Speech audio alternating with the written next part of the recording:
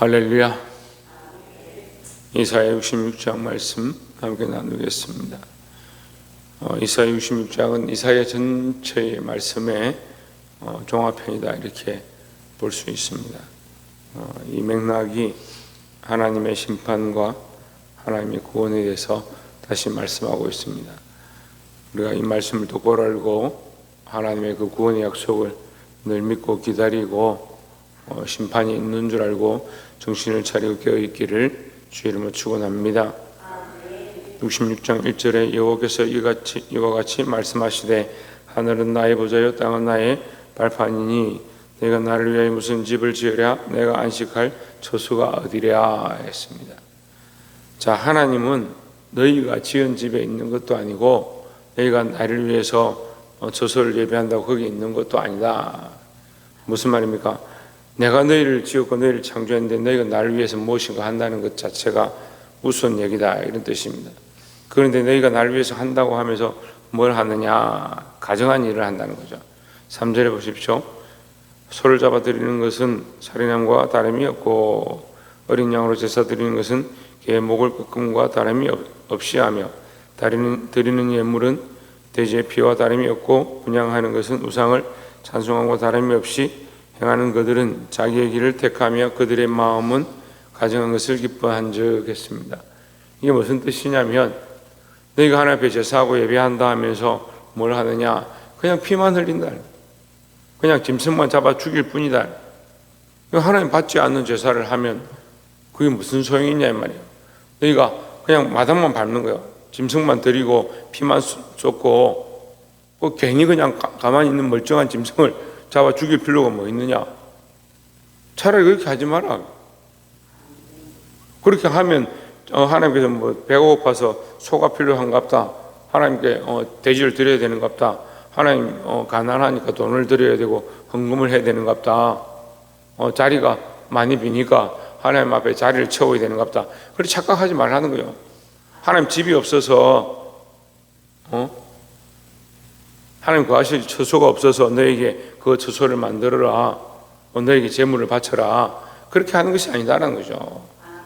어떤 사람들 보면 동냥하듯이 겨우 조금 이거 아까운데 이렇게 하면서 하나님 드리는 거예요. 뭘 해야 되냐? 신령과 진정으로 예배하라는 거죠.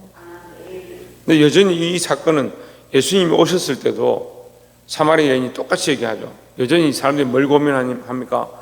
우리가 여기서 예배할까요? 저기서 예배할까요? 예루살렘에서 할까요? 이 산에서 할까요? 저 산에서 할까요? 그걸 여전히 고민하고 있습니다. 우리가 똑같은 거예요. 지금 이 시대도 똑같이 그러는 거예요. 어떻게 해야 되냐? 어떤 방식으로 해야 되냐? 뭘 해야 되냐? 그런 데 고민하고 그런 데 집중하죠. 그 하나님에 대한 마음, 하나님의 마음이 어떠하실까? 내가 하나님 앞에 어떻게 나아가야 될까? 그런 마음은 잊어버리는 거예요. 하나님 재물을 원하는 게 아니라 어떤 장소를 원하는 것이 아니라, 그래서 장소나 어떤 재물이 필요 없다는 말이 아니라 우리가 드릴 때 정말 신령과 진정으로 드릴 것 같으면 차라리 너희의 영혼을, 너희의 생명을, 너희 몸을 하나님 앞에 바쳐라. 그런 삶으로 살아. 너희 삶을 하나님 앞에 드린 것처럼 하나님 위해 살아라는 거죠. 말씀을 똑바로 기억하시기를 주의 이름으로 축원합니다. 그래서 4절에 다시 설명합니다. 나 또한 유혹을 그들에게 택하여 주며 그들이 무서워하는 것을 그들에게 임하게 하리니 이는 내가 불러도 대답하는 자가 없으며 했습니다. 제물을 드리고 처소를 성전을 만들어서 하나님 앞에 드렸는데 왜 하나님 불러도 대답하는 자가 없다라고 하느냐? 하나님의 생각과 다르고 하나님의 마음이 없고 자기 마음대로 하고 있으니까 하나님과 연결이 안 되는 거죠. 불러도 대답하는 자가 없으며 내가 말하여도 그들이 듣지 않고 오직 나의 목전에서 악을 행하며 내가 기뻐하지 아니하는 것을 택하였음이라 했습니다. 하나님 기뻐하신 제사가 뭐냐? 상한 심령이라는 거예요. 하나님 뭘 기뻐하시냐? 우리의 심령을 받기 원하고 우리의 마음 중심을 받기를 기뻐하신다는 거죠. 여러분 마음을 다하여 전심을 다하여 하나님 앞에 신령과 진정으로 늘 예배하고 그런 삶을 사시는 저와 여러분 되시기를 주의 이름으로 축원합니다.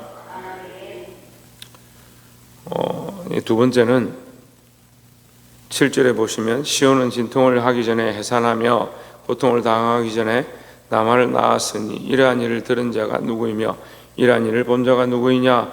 나라가 어찌 하루에 생기겠으며 민족이 어찌 한순간에 태어났느냐? 그러나 시온은 진통하는 즉시 그 아들을 순산하였도다. 이 말이에요. 이게 무슨 말이냐면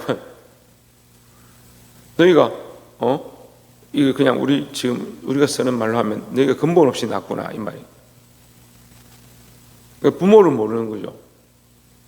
부모가 없는 게 아니라 부모를 못 알아보는 거예요. 누굴 못 알아보냐? 하나님을 못 알아보는 거예요. 하나님 못 알아보니까 스스로 어떻게 생각합니까? 우리가 고생해가 우리가 우리나라를 지었고 우리가 여기 와서 열심히 하고 있다. 착각하는 거죠. 누가 고통 없이 해산하고 자녀를 낳겠느냐? 근데 너희는 스스로 너희가 다 만들었다. 너희가 다 알아서 했다라고 착각하고 있으니까 하나님 너희를 위하여 수고한 것, 너희를 창조하신 것, 하나님 역사하신 것, 그걸 너희 잊어버렸다는 거죠. 그러니까 너희가 스스로 다 했다는 거예요. 사람들이 다툼이 일어나는데 가정에도 다툼이 일어나고 집안에도 다툼이 일어나고 교회도 다툼이 일어나는데 나중에 되면 어떻게 합니까? 말로는 하나님밖에 없습니다. 신령과 진정으로 예배하고 마음을 다하고 뜻을 다하고 힘을 다하여 주를 섬깁니다. 이렇게 말하면서 다투면 어떻게 해요? 내가 얼마나 했는지 아냐? 내가 얼마나 고생하고 내가 얼마나 어렵게 내가 양보하고 희생하고 헌신한 줄 아냐? 그런데 너는 왜 이렇게 하냐? 사람들은 항상 서로를 비교하는 거예요. 나는 이만큼 기도했다. 나는 이만큼 헌금했다. 나는 이만큼 헌신했다. 너는 뭐 했냐? 뭐가 없어요? 하나님 앞에서 한 게 없는 거예요. 자기들이 다 한 줄 아는 거예요. 기도할 때는 어떻게 하나님밖에 없습니다. 찬양할 때는 하나님 다 하셨습니다. 그렇게 하는데 삶에서 원망하고 불평할 때는 왜 자기들이 다 했다 하는 거예요. 9절에 여호와께서 이르시되 내가 아이를 갖도록 해산하였은즉 해산하게 하지 아니하겠느냐? 내 하나님 이르시되 나는 해산하게 하는 이인즉 어찌 태를 닦겠느냐 하시니라 하십니다. 태를 내신 것도 아이를 가지게 하신 것도 해산하게 하신 것도 하나님 하셨다라는 거죠. 그런데 너희 스스로 그냥 애를 가졌고 그냥 애를 낳았다. 그래 착각하고 있다. 이 세상을 살면서 모든 것이 내가 했고 내가 수고해서 봉사했고 내가 수고해서 집안을 이루었고 내가 수고해서 자녀를 낳았다. 왜 그런 착각을 하느냐? 그러면서 예배를 드리면서 하나님 내게 왜 응답하지 않습니까? 왜 내게 말씀하지 않습니까? 너희가 내 말을 듣지 아니하고 내 음성에 귀를 기울이지 아니하고 그렇게 헛된 짓들 하네. 황소를 잡아 드리는데 신령과 진정이 없고 예배하며 앉아 있는데 마음과 생각이 멀리 있고 그럼 무슨 관계가 있냐 그렇게 한들.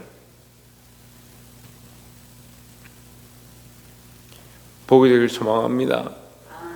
12절에 여호와께서 이와 같이 말씀하시되 보라 내가 그에게 평강을 강같이 그에게 문나라의 영광을 넘치는 시내같이 주리니 너희가 그 성읍의 젖을 뺄 것이며 너희가 그 앞에 안기며 그 무릎에서 넣을 것이라. 13절에 어머니가 자식을 위로함과 같이 내가 너희를 위로할 것인즉 너희가 예루살렘에서 위로를 받으리니 했습니다. 어디서 위로를 받느냐? 예루살렘에서 위로를 받는다. 그 이스라엘 백성들이 굉장히 바라는 거죠. 지금 포로로 끌려가서 괴로움을 당하고 비참함을 당하고 있는 그들에게 예루살렘에 돌아오고 그곳에 와서 위로를 받는다. 고향에 돌아와서 위로를 받는다는 것은 너무나도 큰 소망이고 큰 기쁨이에요. 하나님 그를 위로하시겠다. 너희가 그곳에서 젖을 빤다.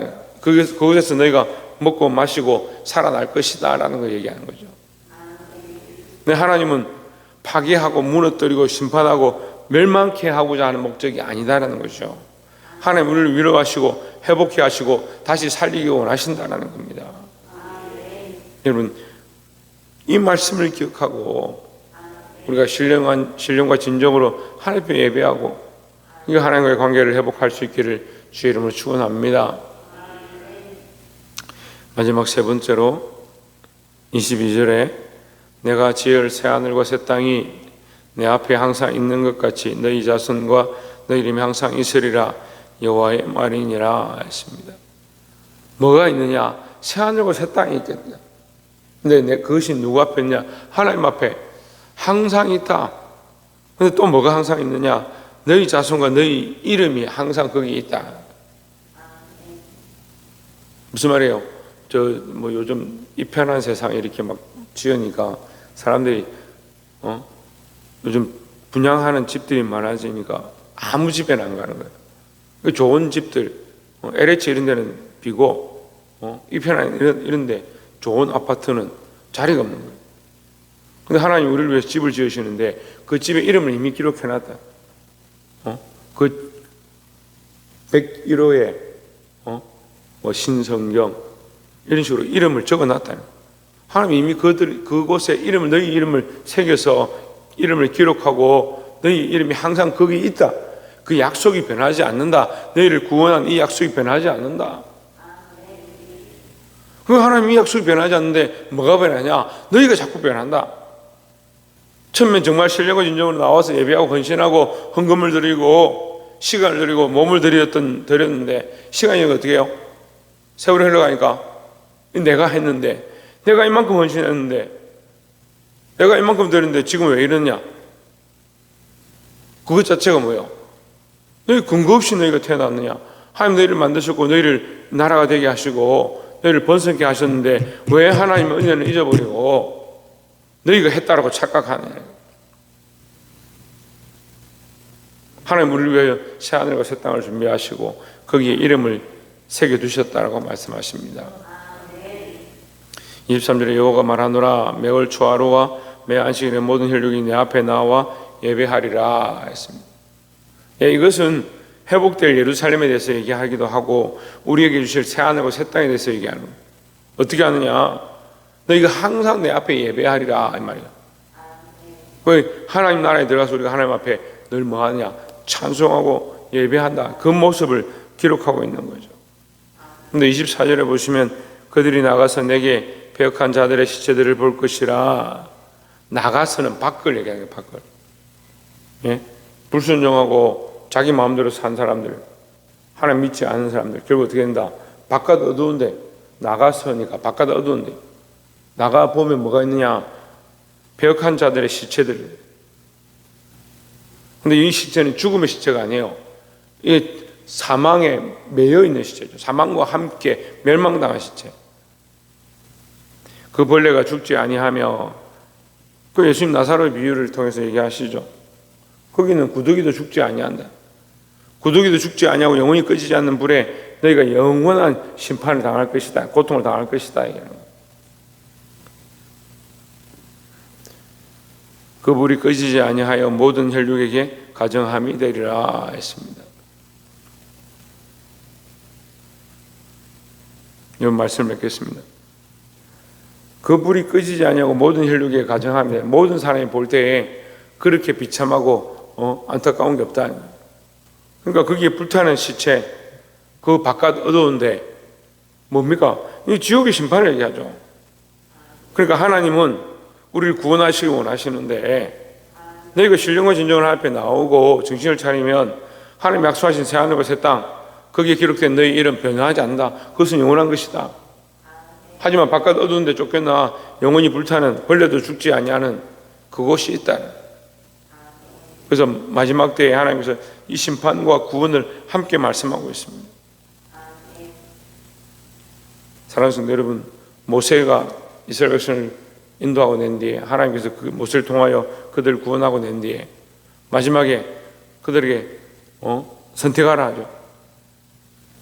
이 축복의 산과 저주의 산을 선택하라. 하나님 앞에 너희가 축복을 받을 길이 있다. 뭘 하느냐? 하나님 주신 말씀을 신령과 진정으로 지키려고 하고 그 말씀대로 살려고 하는 자에게 축복을 주시겠다. 누가 저주의 길을 선택하겠느냐? 근데 너희는 뭐 한다? 자꾸 하나님 말씀 버리고 자기 생각과 자기 뜻대로 산다는 거죠. 사랑하는 성도 여러분, 하나님 우리에게 은혜를 주시고 위로를 주시고 구원의 자리를 베푸기를 원하시는 줄 믿습니다. 이 은혜를 맛보고 구원의 약속을 바라보고 믿음으로 사시기를 주의 이름으로 축원합니다. 기도하겠습니다.